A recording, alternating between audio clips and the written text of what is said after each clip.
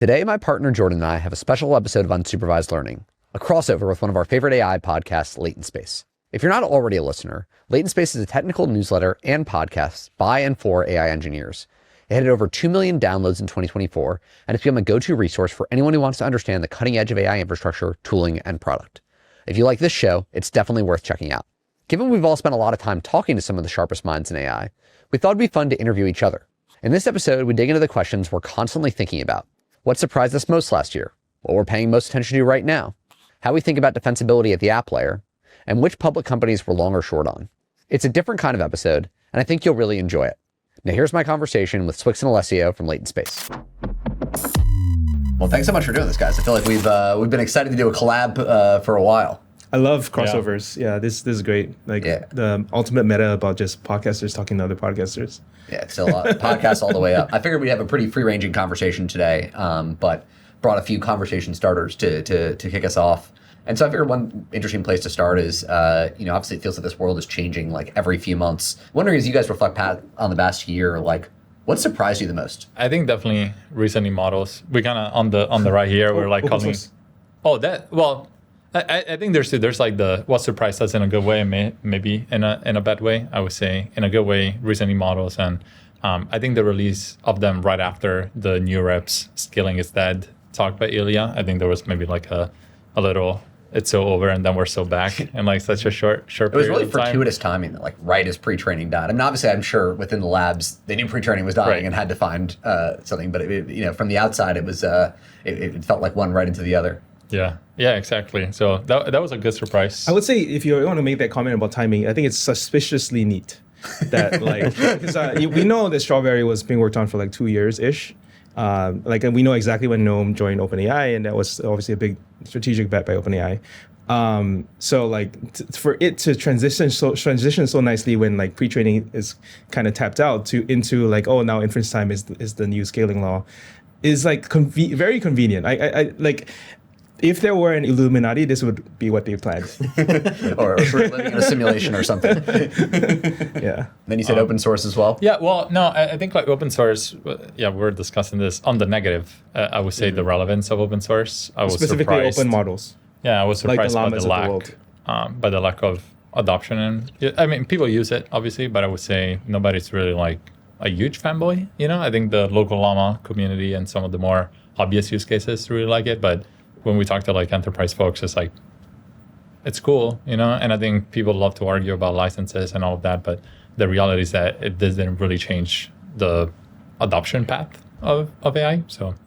Yeah, the specific stat that I got from Ankur from Brain Trust in one of the episodes that we did was, I think he estimated that open source model usage in enterprises is at like 5% and going down. I mean, it feels like you're basically, all these enterprises are in like use case discovery mode where it's like, let's just take what we think is the most powerful model and figure out if we can find anything that works. And, so much of it feels like discovery of that. And then right as you've discovered something, a new generation of models are out. And so you have to go do discovery with those. And, I think obviously we're probably optimistic that the open source models increase in uptake. It's funny, I was going to say my biggest surprise in the last year was open source related, but it was just how fast open source caught up on the reasoning models. It was kind of unclear to me, like over time, whether there would be compounding advantage for some of the closed source models where in the early days of scaling, there was a tight time loop, but over time, would the gap increase? And if anything, it feels like it shrunk. And I think DeepSeek specifically was just really surprising in how, in many ways, if the value of these model companies is like you have a model for a period of time and you're the only one that can build products on top of that model while you have it, like, God, that time period is a lot shorter than I thought it was going to be a year ago. Yeah. I mean, again, I don't like this label of how fast open source caught up because it's really how fast DeepSeek caught up, right? And now we have, I think some evidence that DeepSeek is basically going to stop open sourcing models. Yeah. So, there's no team open source. There's just different companies and they choose to open source or not. And we got lucky with DeepSeek releasing something. And then everyone else is basically distilling from DeepSeek. And those are distillations catching up is such an easier, lower bar than like actually catching up, which is like, you like from scratch, you're training something that like is competitive. On that front, I don't know if that's happening. Like basically the only player right now is we're waiting for Llama 4. I mean, it's always an order of magnitude cheaper to replicate what's already been done than to create something fundamentally new. And so that's why I think DeepSeek overall was overhyped, right? I mean, obviously it's a good open source new entrant, but at the same time, there's nothing new fundamentally there other than sort of doing it, executing what's already been done really well. Yeah. Right. So, well, but I think the traces is like maybe the biggest thing. I think most previous open models is like the same model, just a little worse and cheaper. Yeah. Like R1 is like the first model that had the full traces. So I think that's like a net unique thing in That's open fair. source. But yeah, I think like we talked about DeepSeek in our end of year 2023 recap, and we're mostly focused on cheaper inference. Like we didn't really have DeepSeek. DeepSeek as, V3 was out then, and we were like, that was already like talking about fine-grained mixture of experts and all that. Yeah, like, that's so a it was great very receipt to efficient. have to be like, yeah, end of year We were 23. there. Yeah, Let's that's go. that's an impressive one. You follow the right whale believers in Twitter. it's like pretty obvious. I actually had like so I used to be in finance, and a lot of my hedge fund and PE friends called me up. They were like, "Why didn't you tip us off on DeepSeek?" And I'm like, "Well, I mean, it's been there. It's actually like kind of surprising that like Nvidia like fell like what 15% in one day." Yeah.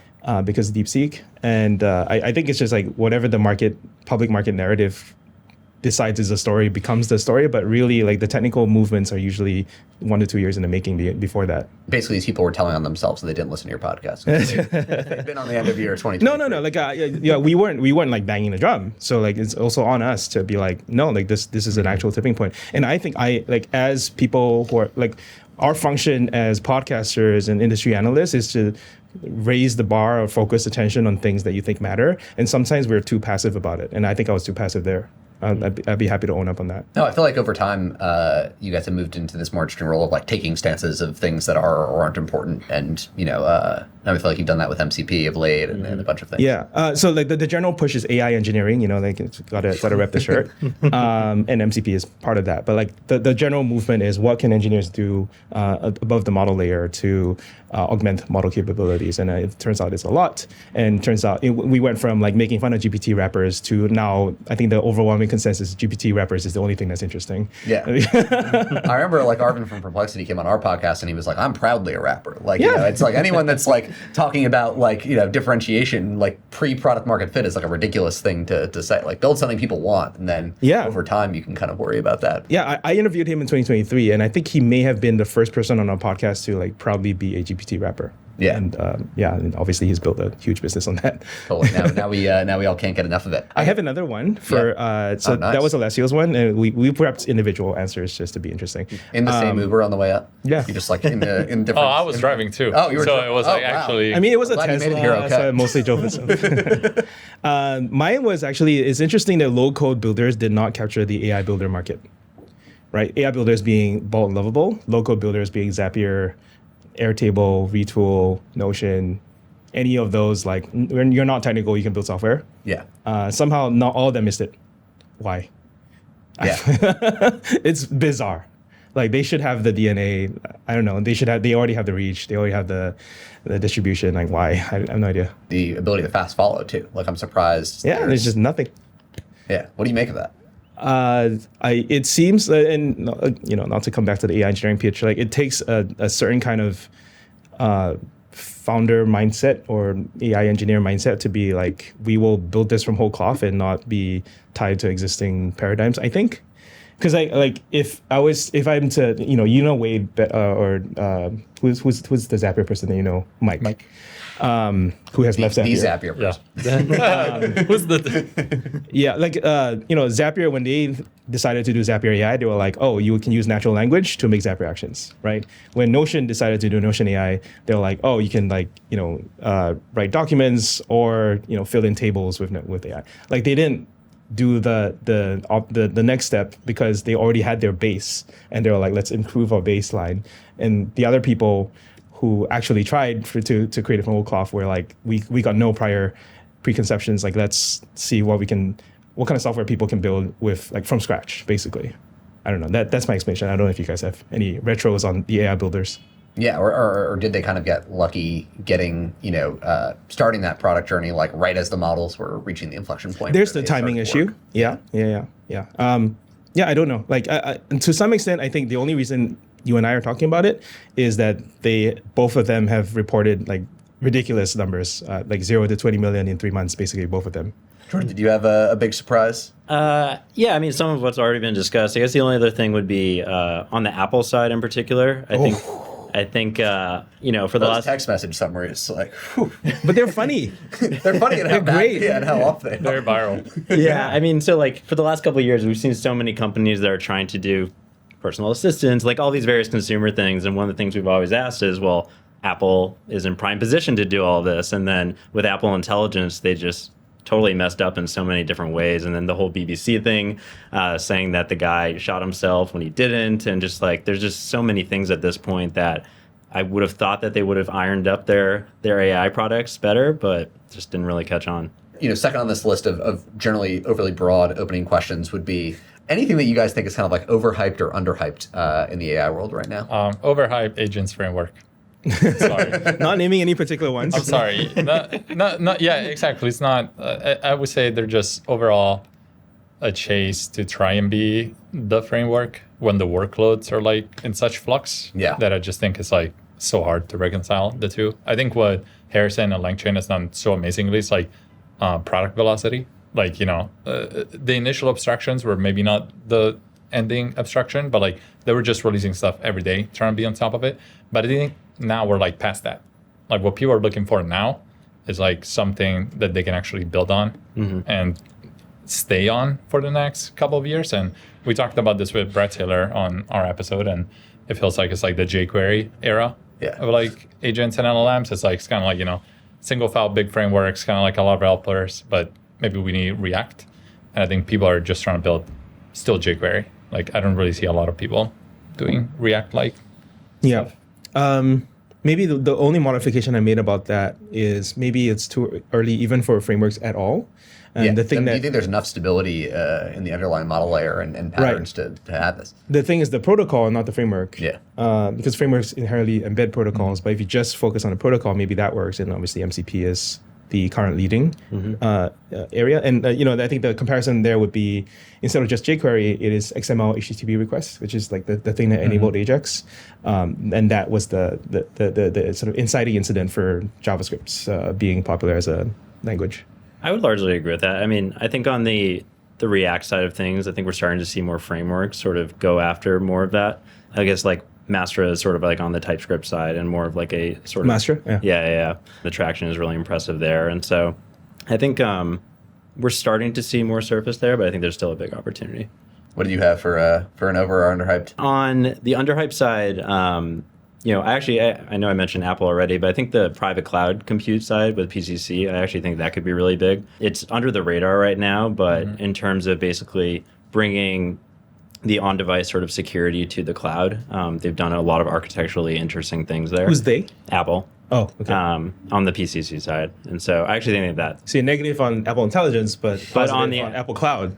On the more of the local device sort of, I think there will be a lot of workloads still on device, but when you need to speak to the cloud for larger LLMs, I think that Apple has done really interesting thing on the privacy side. Yeah, we did the seed of a company that does that. So yeah, especially as things become more set them up on consumerized. purpose, so that felt like a perfect. Yeah, no, I was like, let's go, Jordan. Like, You guys been come on. colluding before this episode. Tell me about that company after. Yeah. We'll chat after. But yes, I think that's like the unique. The thing about LLM workloads is like you just cannot have everything be single tenant because you just cannot get enough GPUs. Like even like large enterprises are used to having VPCs and like everything runs privately, but now you just cannot get enough GPUs to run in a VPC. So I think you're gonna need to be in a multi-tenant architecture, and you need, like you said, like single tenant guarantees in multi-tenant environments. So it's an interesting space. Yeah. What about you, Swyx? Underhyped. I want to say memory. Just like stateful AI.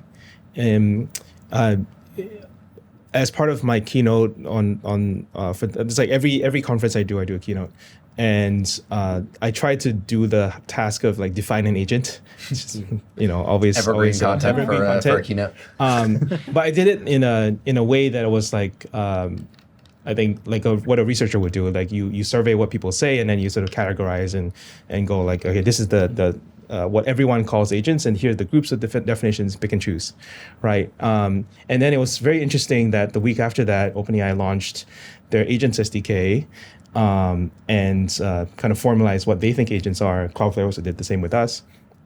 and none of them have memory. It's very strange. Pretty much like the only big lab.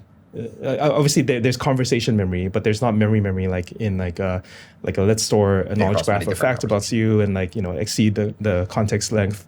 And pretty much if you look closely enough, there's a really good implementation of memory inside of MCP. When they launched with the initial set of servers, they had a memory server in there, which I would recommend as like that's where you start with memory. But I think like if there was a better memory abstraction, then a lot of our agents would be smarter and could learn on the job, which is something that we all want.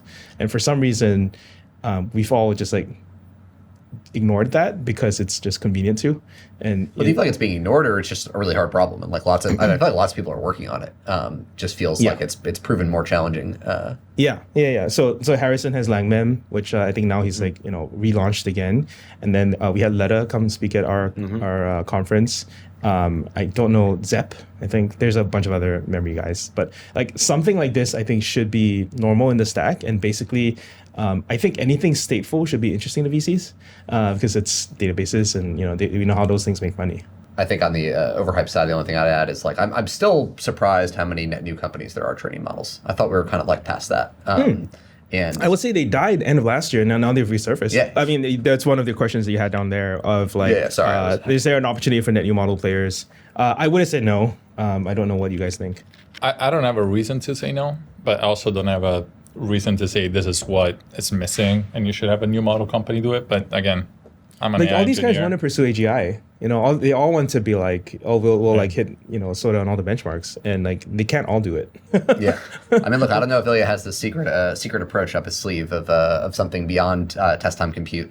But it was funny. We had Noam Shazir on the podcast last week, and I was asking him like, is there like some sort of other algorithmic breakthrough? What do you make of Ilya? And he's like, look, I think what he implicitly said was test time compute will get us to the point where these models are doing AI engineering for us. And so, at that point, they'll figure out the next algorithmic breakthrough, which I thought was pretty interesting. I agree with you, Swyx. I think that we're most interested, at least from our side, in foundation models for specific use cases and more specialized use cases. I guess the broader point is if there is something like that these companies can latch onto, and being they're sort of known for being the best at, maybe there's a case for that. Largely, though, I do agree with you that I don't think there should be, at this point, more model companies. I think it's like these unique data sets, right? Like, I mean, obviously, robotics has been an area we've been really interested in, which is an entirely different set of data that's required, on top of like a good BLM, and then, biology, material science. More the specific use cases. Yeah, but also specific, I think markets. A lot of these models are super generalizable, but like, finding opportunities to, where,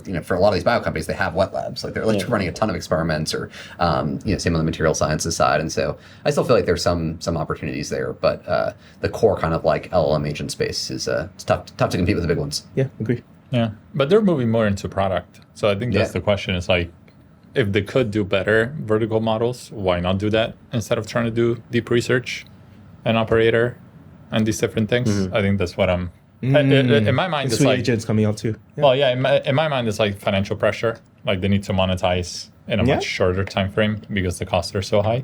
But maybe it's not that easy to do. You think it would be a better business model to like do a bunch of vertical? It's more like, why wouldn't they? Like you make less enemies if you're like a model builder, right? Yeah. Like now with deep research and like search, now Perplexity is like an enemy, and like Gemini deep research is like more of an enemy.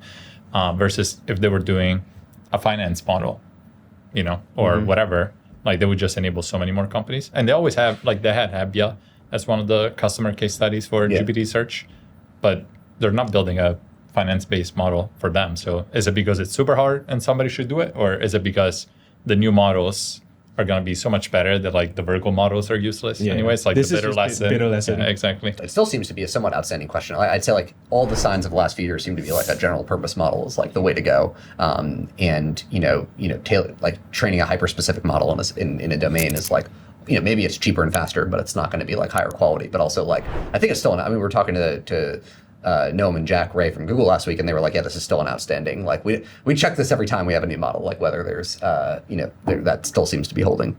I remember like a few years ago, it felt like all the rage was like there was like the Bloomberg GPT model came out, and everyone was like, "Oh, you got to like, take your I massive had data the sets." VP of AI Bloomberg present on that. Yeah, And, that must be a really interesting episode to go back on, because I feel like very shortly thereafter, the next OpenAI model came out and just like beat it on all sorts of. No, it was a talk. We haven't released it yet, but yeah, I mean, it's basically they concluded that the closed models were better, so they just so they stopped it down. Interesting. Exactly. Yeah, so I feel like that's been the. But he's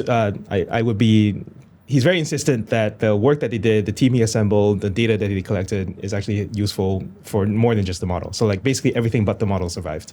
What are the other things? The data pipeline, the team that they assembled for like fine tuning and implementing whatever models they ended up picking. It seems like they are happy with that and they're running with that. He runs like 12, 13 teams at Bloomberg, just working on Gen AI across the company. I mean, I guess we've all kind of been alluding to it right now, but I guess because it's a natural transition, the other broad opening I have is just what we're paying most attention to right now. And I think back on this, like, the model companies coming into the product area, I mean, I think that's going to be like, I'm fascinated to see how that plays out over the next year and kind of these like frenemy dynamics. And it feels like it's going to first boil up on like Cursor Anthropic, and like the way that plays out over the next 6 months, I think will be. What is Cursor Anthropic? You mean Cursor versus Anthropic? Yeah, I mean, I assume, over time, Anthropic wants to get more into the application side of coding. And, I assume over time, Cursor will want to diversify off of, just using the Anthropic model. It's interesting that now Cursor is now worth like 10 billion, 10 billion. Yeah. And like they've made themselves hard to acquire. Like I would have said, like you should just you get yourself to 5-6 billion and join OpenAI, and like all the training data goes to OpenAI, and that's how they train their coding model. Now it's complicated. Now they need to be an independent company. Increasingly, it seems that the model companies want to get into the product layer, and so seeing over the next 6-12 months, does having the best model, let you kind of start from a cold start on the product side and get something in market, or are the companies with the best products, even if they eventually have to switch to a somewhat worse, tiny bit worse model, does it not, where do the developers ultimately choose to go? I think that'll be super interesting. Yeah. But don't you think that Devin is more in trouble than Cursor? I feel like Anthropic, if anything, wants to move more towards, I don't think they want to build the IDE. Like if I think about coding, it's like kind of like, you look at it like a cube. It's like the IDE is like one way to look at the code, and then the agent is like the other side. Yeah. I feel like Anthropic wants more to be on the agent side and then hand you off to Cursor when you want to go in depth, versus like trying to build the Claude IDE. I think that's not. I would say I don't know how you think the about existence of Claude Code doesn't support what you say. Like maybe they would, but I assume all this, I assume both just converge eventually, where you want to have, where you'll be able to do both. So in order to be, we're talking about coding agents, whether it's sort of, what is it, inner loop versus outer loop, right? Like inner loop is inside Cursor, inside your IDE, between, inside of a Git commit, and outer loop is between Git commits on the cloud. And I think like to be an outer loop coding agent, you have to be more of a, like we will integrate with your code base, we'll sign your whatever, security thing that you need to sign, that kind of schlep. I don't think the model labs want to do that schlep. They just want to provide models. So that would be my argument against like why Cognition should still have some moat against Anthropic, just simply because Cognition will do the schlep and the biz dev and the infra that Anthropic doesn't really care about. I don't know. The schlep is pretty sticky though. Once you do it, it's very sticky. Yeah. I mean, it's interesting. Like I think the natural winner of that should be SourceGraph.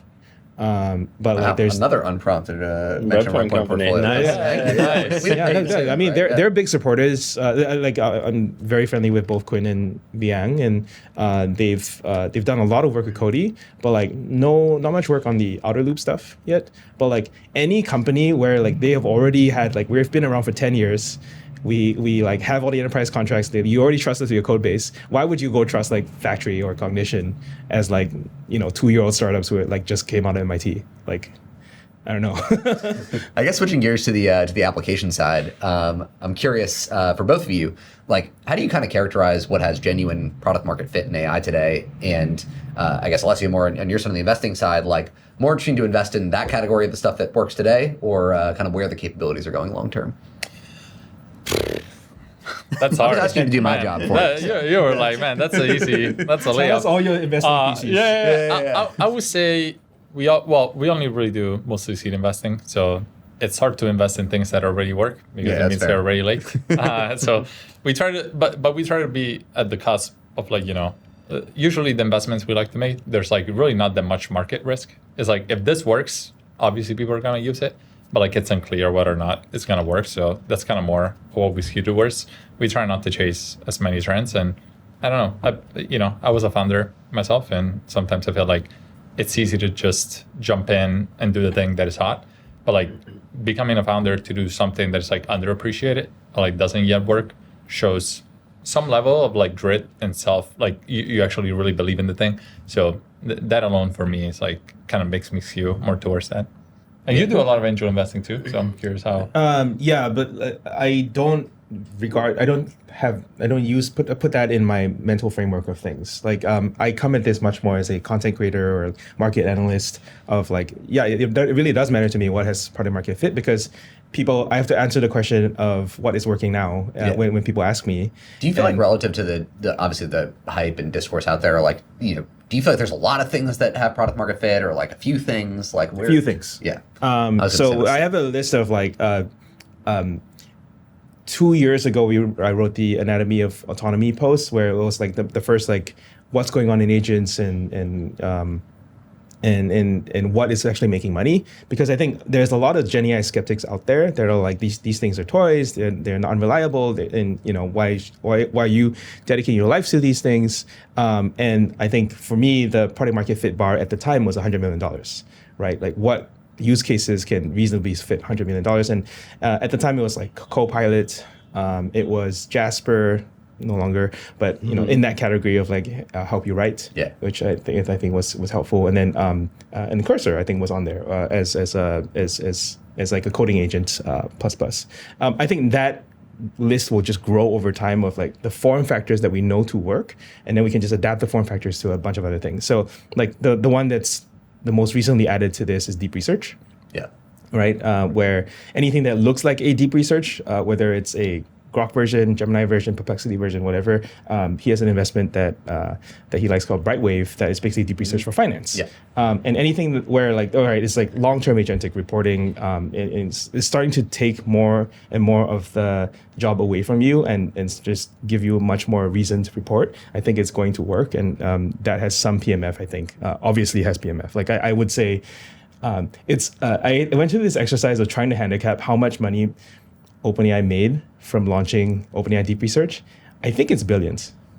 Like the sheer upgrade from like $20 to $200, it has to be billions in ARR. Maybe not all of them will stick around, but like that is some amount of PMF that is. Didn't they have to immediately drop it down to the $20 tier? They expanded access. I wouldn't say. Which I thought was really telling of the market, right? It's like where you have I think it's gonna be so interesting to see what they're actually able to get in that $200 or $2,000 tier, which we all think is has a ton of potential. But I thought it was fascinating. I don't know whether it was just to get more people exposure to it, or the fact that Google had a similar product, obviously, and other folks did too. But it was really interesting how quickly they dropped it down. I think that's just a more general policy of no matter what they have at the top tier, they always want to have smaller versions of that in the lower tiers. Yeah, just get people exposure to it. Just get exposure. The brand of being first to market and like the default choice is paramount to OpenAI. Though I thought that whole thing was fascinating because Google had the first product, right? Yeah. And we interviewed them. I straight up to their faces, I was like, OpenAI mocked you. And they were like, yeah. Well, actually, I'm curious. This is totally off topic, but whatever. Like, what is it going to take for Google? Just released some great models like a few weeks ago. I feel like it's happening. The stuff they're shipping is really cool. It's happening. Yeah. But I also feel like at least in the broader discourse, it's still like a drop in the bucket relative to. Yeah. I mean, I can riff on this. But I think it's happening. I think it takes some time. But I am like my Gemini usage is up. Like I use it a lot more for anything from like summarizing YouTube videos to the native image generation that they just launched to like flash linking. Multimodal stuff's great. Yeah, I run and I run like a daily sort of news recap called AI News that is 99% generated by models, and I do a bake-off between all the frontier models every day. And it's every day. Yes. Does it switch? Yes, it does switch, and I manually do it. And Flash wins most days.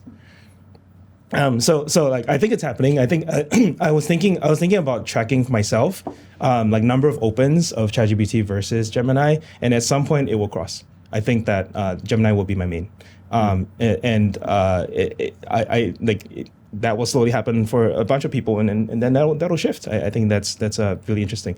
For developers, this is a different question. Yeah. It's Google getting over itself of having Google Cloud versus Vertex versus AI Studio. There are all these like 5 different brands, like, slowly consolidating it.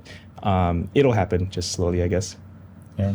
Yeah. I mean, another good example is like you cannot use the thinking models in Cursor. Yeah. And I know Logan Kilpatrick said they're working on it, but I think there's all these small things where like, if I cannot easily use it, I'm really not going to go out of my way to do it. But I do agree that when you do use them, their models are great. So they just need better bridges. You had one of the questions in the prep. What public company are you long and short? And mine is Google versus Apple. Like that was Google, also short my, Apple. Yeah. my combo. I feel like, it does feel like Google's really cooking right now. Yeah. So, okay, coming back to what is product market fit. Now that we come back to my complete total sidetrack. There's also customer support. We were talking on the car about Decagon and Sierra. Obviously, Brett Taylor is founder of Sierra. And it seems like there's just these layers of agents that'll, like, I think you just look at like the income statement or like the org chart of any large scaled company and you start picking them off one by one, what like is interesting knowledge work, and they would just kind of eat things slowly from the outside in. Yeah, that makes sense. I mean, the episode with Brett, he's so passionate about developer tools, and he did not do a developer tools company. We spent like 2 hours talking about developer tools and like all of that stuff, and he's like, I did a customer support company. I'm like, man, that says something. You know what I mean? It's like when you have somebody like him who can like raise any amount of money from anybody to do anything. Yeah. To pick customer support as the market to go after, while also being the chairman of OpenAI. Like, that shows you that like these things have moats and have long-standing, like they're gonna stick around, otherwise he's smarter than that. So that's a space where maybe initially I would have said, I don't know if it's like the most exciting thing to jump into, but then if you really look at the shape of like how the workforce are structured and like how the cost centers of like the business really end up, especially for more consumer facing businesses, like a lot of it goes into customer support. All the AI story of the last 2 years has been cost cutting. Yep. I think now we're going to switch more towards growth. Revenue. Totally. Like you've seen Jensen, like last year GTC was saying, the more you buy, the more you save. This year said, the more you buy, the more you make. So we're hot off the press. We were there. We were there. Yeah, I do think that's one of the most interesting things about this first wave of apps, where it's like almost the easiest thing that you could get real traction with was stuff that, for lack of a better way to frame it, like stuff that people had already been comfortable outsourcing to BPOs or something, and kind of implicitly said like, hey, this is a cost center. Like, we are willing to take some performance cut for cost in the past. The irony of that, or what I'm really curious to see how it plays out, is you could imagine that is the area where price competition is going to be most fierce, because it's already stuff that that people have said, hey, we don't need the like 100% best version of that. And I wonder, this next wave of apps may prove actually even more defensible as you get these capabilities that actually are, increased top line or whatnot, where you're like, take AI go to market, for example, like you pay like twice as much for something that brought like, because there's just a kind of very clean ROI story to it. And so I wonder ultimately whether this next set of apps actually ends up being more interesting than the first wave. Yeah. I think a lot of the voice AI ones are interesting too, because you don't need 100% precision recall to actually have a great product. And so, for example, we looked into a bunch of scheduling intake companies, for example, like home services, right, for electricians and stuff like that. Today, they miss 50% of their calls. So even if the AI is only effective, say 75% of the time, it's crazy, right? So if it's effective 75% of the time, that's totally fine, because that's still a ton of increased revenue for the customer, right? And so you don't need that 100% accuracy. Yeah. And so as the models and the reliability of these agents are getting better, it's totally fine, because you're still getting a ton of value in the meantime. Yeah, this is, I don't know how related this is, but one of my favorite meetings it is related.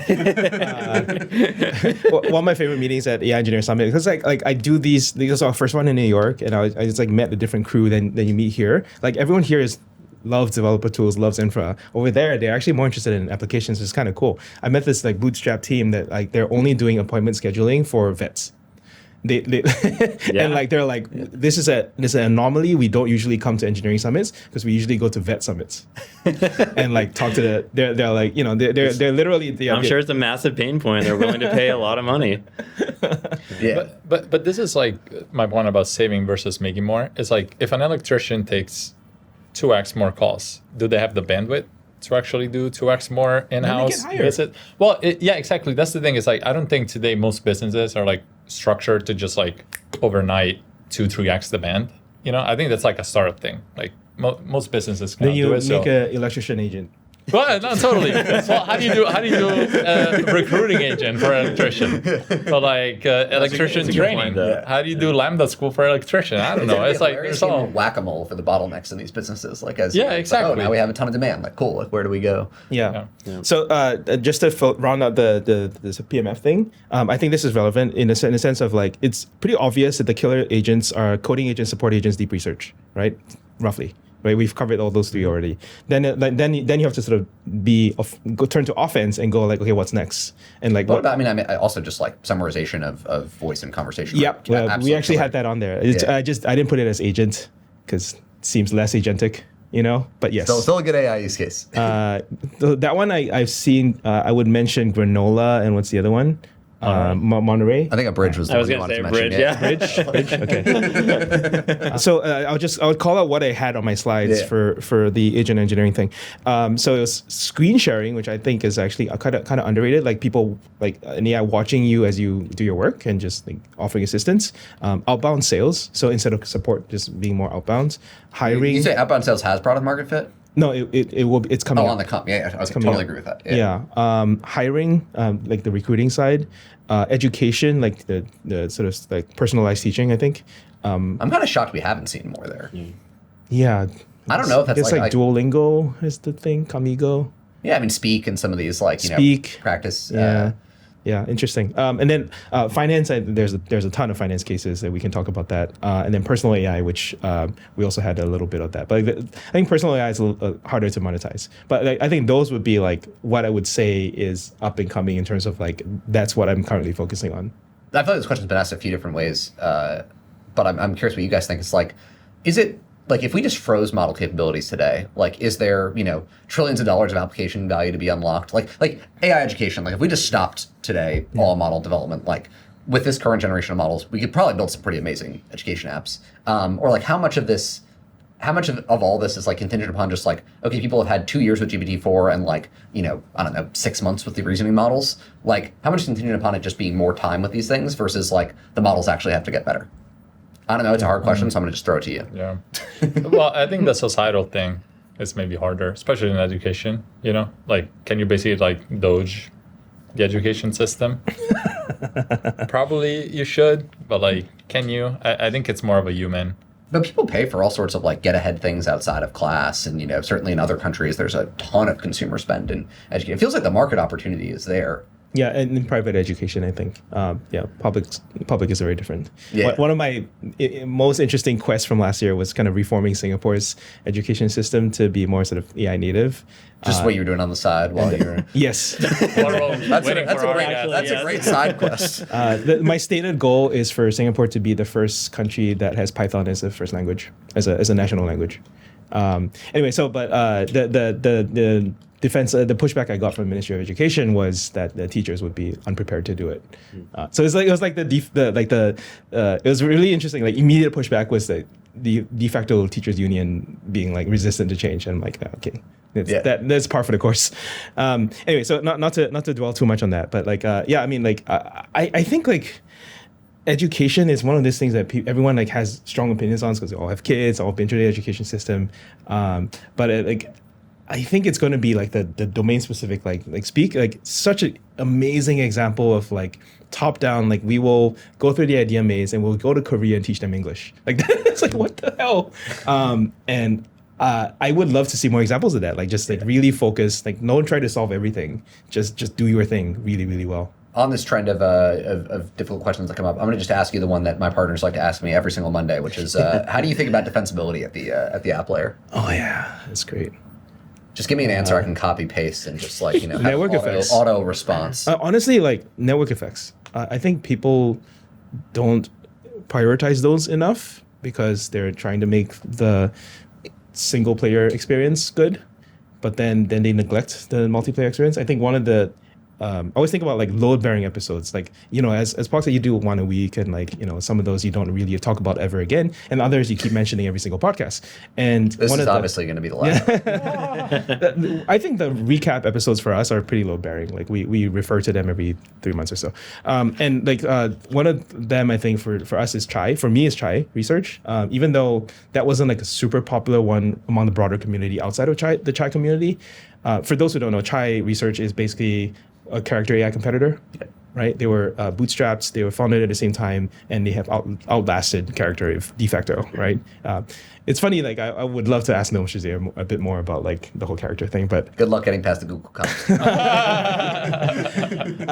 But like, so he doesn't have his own models. Basically, he has his own network of people submitting models to be run, and I think like that is like short term going to be hurting him because he doesn't have proprietary IP. But long term, he has the network effect to make him robust to any changes in the future. And I think like I want to see more of that, where like he's basically looking at himself as kind of a marketplace, and he's identified the choke point, which is build the app or the sort of protocol layer that interfaces between the users and the model providers, and then make sure that the money kind of flows through.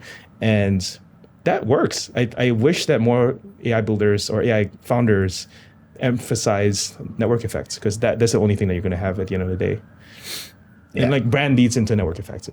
Yeah, I guess harder in the enterprise context, right? But I mean, I feel it's funny. We do this exercise, and I feel like we talk a lot about like obviously there's kind of the velocity and the breadth you're able to kind of build of product surface area. There's just like the ability to become a brand in a space. Like I'm shocked, like even in like 6-9 months, how an individual company can become synonymous with like an entire category, and like then they're in every room for customers, and like so all the other startups are like clawing their way to try and get in like 1/20th of those rooms. There's a bunch of categories where we talk about an IC, and it's like, oh, pricing compression is going to happen, not as defensible, and so ACVs are going to go down over time.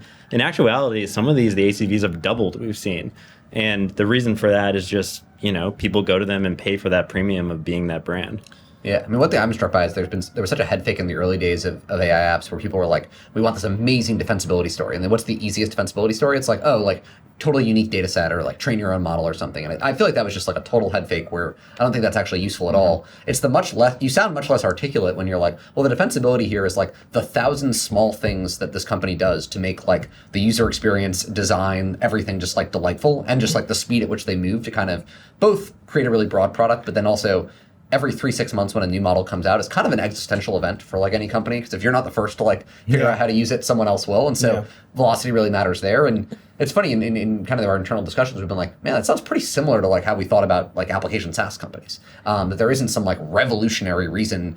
You don't sound like a genius when you're like, here's why application SaaS company A is so much better than B. But it's like a lot of little things that compound over time. What about the infrastructure space, guys? Like I'm curious, how do you guys think about where the interesting categories are here today, and like where do you want to see more startups, or where do you think there are too many? Yeah, we call it kind of the LLM OS, but I would say I mean Andre calls it LLMOS. Well, but yeah, we have on our you 4 two words. and Andre, the three of you call it the LLM. Well, we have this like 4 words of AI framework that we use, and LLM OS is one of them. But I mean, code execution is one. We've been banging the drum. Everybody now knows we're investors in E2P. Memory, is one that we kind of touched on before. Super interesting. Search, we talked about. I think those are more not traditional infra, not like the bare metal infra. It's more like the infra around tools the model, which I think is where a lot of the value is going to be. The security Apple ones? Yeah, and cybersecurity, I mean, there's so much to be done there. And it's more like basically any area where AI is being used by the offense, AI needs to be applied on the defense side, like email security, identity, like all these different things. So we've been doing a lot there, as well as, how do you rethink things that used to be costly, like red teaming, and maybe used to be a checkbox in the past. Today, they can be actually helpful to make you secure your app. And there's this whole idea of like semantics, right? That not the models can be good at. In the past, everything is about syntax. It's kind of like very basic, constraint rules. I think now you can start to infer semantics from things that are beyond just like simple recognition to like understanding why certain things are happening a certain way. So in the security space, we're seeing that with binary inspection, for example. Like there's kind of like the syntax, but then there are like semantics of like understanding what is this code overall really trying to do, even though this individual syntax is like saying something specific. Not to get too technical, but I think infra overall is like a super interesting place if you're making use of the model. If you're just, I'm less bullish, not that it's not a great business, but I think it's a very capital intensive business, which is like serving the models. I think that infra is like great, people will make money, but I don't think there's as much of a interest from us. Yeah. At least. How do you guys think about what OpenAI and the big research labs will encompass as part of the developer and infra category? Yeah, that's why I would say search is the first example of one of the things we used to mention on, we had X on the podcast and Perplexity obviously as an API. The basic idea is if you go into like the ChatGPT custom GPT builder, like what are the checkboxes? Each of them is a startup. Yeah. And now they're also APIs. So now search is also an API. We'll see what the adoption is. There's in traditional infra, it's like everybody wants to be multi-cloud. So maybe we'll see the same where ChatGPT search or OpenAI search API is like great with the OpenAI models because you get it all bundled in, but their price is very high. If you compare it to like, X, I think it's like 5 times the price for the same amount of research, which makes sense if you have a big OpenAI contract, but maybe if you're just like picking best in breed, you want to compare different ones. They don't have a code execution one. I'm sure they'll release one soon. So they want to own that too. But same question we were talking about before, right? Do they want to be an API company or a product company? Do you make more money building ChatGPT search or selling search API? Yeah, the broader lesson, instead of like going, we did applications just now, and then what do you think is interesting infrastructure? Like it's not 50-50. It's not like equal weighted. Like it's just very clearly the application layer has like been way more interesting. Like yes, there's interesting infrastructure plays, and I even want to like push back on like the whole GPU serving thing, because like Together AI is doing well, Fireworks is doing well. That's stuff that worked. It's like data centers and inference providers. I think it's not like the capital. I see. For again, capital you guys efficiency, have much larger funds, so I'm sure you have GPU clouds. So that is one thing I have been learning in that I think I have historically had a DevTools and infra bias, and so has he, and we've had to learn that applications actually are very interesting, and also maybe kind of the killer application of models in the sense that you can charge for utility and not for cost. Right, where like most infrastructure reduces to cost plus. Yeah. Right. So and like that's not where you want to be for AI. So that's interesting for me. I thought it would be interesting for me to be the only non-VC in the room to be saying what is not investable, because like then you can I won't be canceled for saying like your whole category is like not investable. This thing's not investable, and then like 3 months later we're desperately chasing exactly. So you don't want to be on the record. It changes so fast. It's like you got every opinion you hold, you have to like hold it quite loosely. I'm happy to be wrong in public. I think that's how you learn the most, right? Yeah. So like fine tuning companies is something I struggled with, and still like I don't see how this becomes a big thing. Like you kind of have to wrap it up in a broader enterprise AI company, like services company, like a writer AI, where like they will fine tune as part of the overall offering, but like that's not where you spike. It's kind of interesting. And then I'll just kind of AI DevOps, and like there's a lot of AI SRE out there. Seems like there's a lot of data out there that should be able to be plugged into your code base or your app to sort of self-heal or whatever. It's just, I don't know if that's like been a thing yet, and you guys can correct me if I'm wrong. And then the last thing I'll mention is voice real-time infra. Again, like very interesting, very, very hot, but again, how big is it? Those are the main 3 that I'm thinking about for things I'm struggling with. Yeah, I guess a couple comments. On the AI SRE side, I actually disagree with that one. Yeah. I think that the reason they haven't sort of taken off yet is because the tech is just not there quite yet. And so it goes back to the earlier question, do we think about investing towards where the companies will be when the models improve versus now? I think that's going to be, in short term, we'll get there, but it's just not there just yet. But I think it's an interesting opportunity overall. Yeah. It's my pushback to you is, well, it's monitoring a lot of logs, right? Yep. And it's basically anomaly detection rather than like there's a whole bunch of like stuff that can happen after you detect the anomaly, but it's really just anomaly detection. And we've always had that, Like this is like not a Transformers LLM use case. This is just regular anomaly detection. It's more in terms of like it's not going to be an autonomous SRE for a while. Yeah. And so the question is how much can the latest sort of AI advancements increase the efficacy of bringing your MTTR down? Yeah. And I see. even if it's 10% improvement on beforehand, that's still potentially a lot of revenue. Okay. Right. That's the way at least I think I would think about it now. And then, a few years from now, if it's actually an autonomous SRE just replacing altogether, then that's a totally different thing. Cool. I'll look out for it. Yeah. I guess switching back to overly broad questions, like, what do you feel like is the biggest unanswered question in AI today, or, that has large implications for the ecosystem? I've been banging the drum on RL, and I think it's clear that you can do RL successfully on verifiable domains. Yeah. I would say whether or not we can figure out how to do that in non-verifiable one. So law is a great example of like, can you do RL on contracts and documents? Marketing, sales, going back to outbound sales, like, can you do RL to like simulate what an outbound and kind of like the conversation leads to? It's unclear. If not, then I think we'll be stuck with like, you're going to have agents in the more verifiable domains, and then you'll just kind of have co-pilots in the non-verifiable ones, because you'll still need a person to be the tastemaker. So I had the exact same thing, and I feel like it's like I'm trying to think of the implications where if it doesn't work, like the world could be weird where like you have like fully autonomous AI coders and like, no one does any software or math or even like, some areas of science, but then like to write the most basic sales email is still like, it's always so hard to predict how the world, like that is such a weird, of all the sci-fi that was written, 50 years ago, I don't think anybody foresaw that future. Like that is a really weird future. Yeah. Did either of you have a different one for that? Yeah. Yeah, We'll go back and forth. Biggest unanswered question. I guess I don't know if this is a good answer, but Bob McGrew we had on the podcast, and he was talking about like the rule of nines they have at OpenAI, where to go from 90% reliability to 99, it's an order of magnitude increase in compute, and then 99 to 99.9, order of magnitude increase, and that happens every 2 to 3 years. And so I think, how are we going to scale sort of accordingly? This sort of next part, I think there's a lot of unanswered questions, just like from a hardware perspective.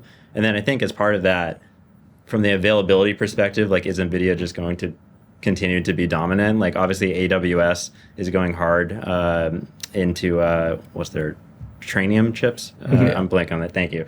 And so I think like there's a big ecosystem around CUDA that's obviously allowed NVIDIA to remain dominant, but just what's going to happen, and is there anyone that's going to come sort of combat that to increase the availability of GPUs, or are we just going to be constrained going forward when we actually need way more compute going forward? Yeah. My quick thoughts, I've been, I'm the only individual named as an investor in MedX, which is kind of like really funny because everyone else was funds and then it was just me. And there's an interest, like there are all these like NVIDIA startups, dedicated silicon startups that are coming up and trying to challenge that. And the simple answer is like these GPUs are the most general things possible by design. That's why they do gaming and crypto and AI. And I think as long as the architecture seems stable, it seems like there's a case to be made for that. The only question is who will win that, and obviously there's a whole bunch of competitors, including I think AMD is trying to make a play for it. But so will AWS, and so will every other, like Microsoft has a chip, Facebook has a chip. So who knows who will win that? It's very interesting that like this seems to be such a valuable prize, like it's freaking NVIDIA that you're competing with, and no one has really made a real dent there yet. But so I kind of agree with you, but like I think that it's all about stability of workload, and as long as it's a bet on like the depth of transformers basically, and if you're fine with that, like even and I think like even a state-space model people would agree that like it wouldn't really change that much, and probably I think the overall consensus is that you don't even use state-space models individually. Like you would use them in a mixture with transformers anyway. So then just go bet on transformers, bake it into the chip, and you'll have way more, basically ASICs like for transformers, and that's fine. And so like prima facie, there should be a company that wins that. Yeah. I don't know who will win. Yeah. I wish we knew. I think anyone, you have to start basically after 2019 or 2020, because anyone started before that will still be too general. Because Transformers hadn't won at the time. I have one more. I think that the most emergent one that came out of the New York conference that I did was agent authentication. I think literally the information just published, this is something that they're worried about, which is when operator or whoever accesses your website on behalf of you, how does it indicate that it's not you, but it's an agent of you? And I think my general philosophy on agent experience or any of the sort of reinvention of every part of the stack for agents is they're all not necessary except for this agent auth thing. We really need to be able to new SSO effectively for agents. Is it going to be crypto? But crypto people are really amped about the. It's really frustrating when Sam Altman is right. But maybe you have to scan your eyeballs. Maybe you just have to. Maybe he saw this 5 years ago and he was like, you got to scan your eyeballs. And the rest of us are just behind him as usual.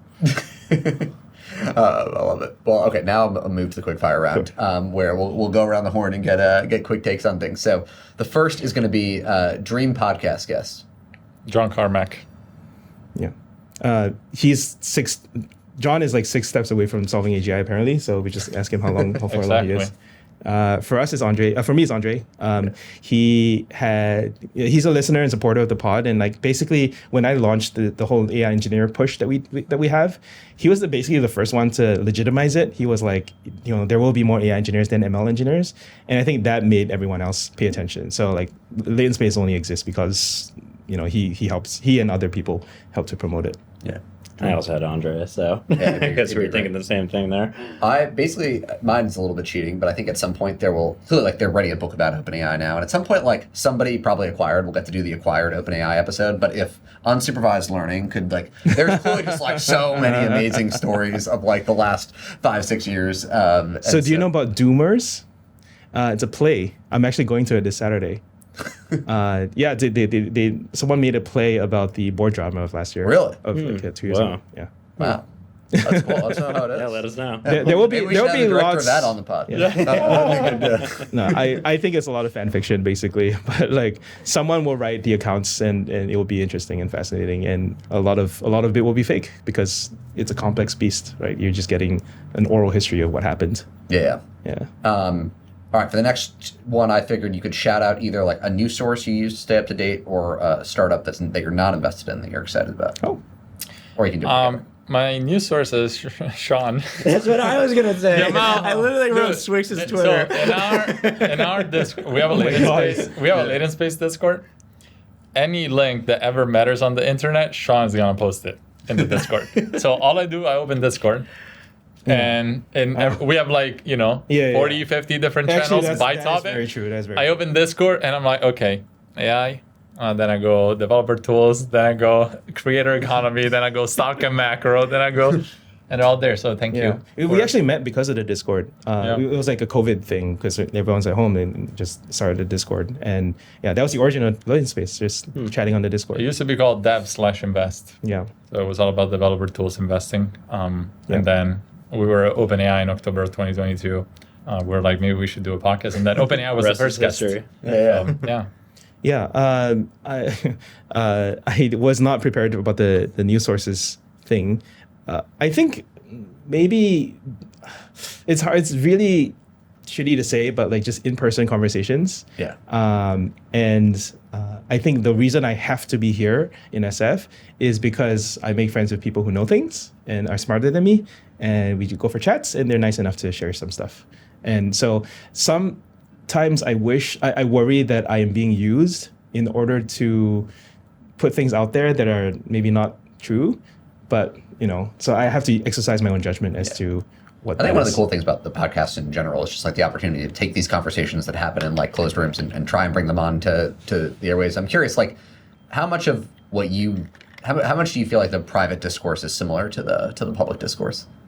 In many ways, it is surprisingly similar. Yeah.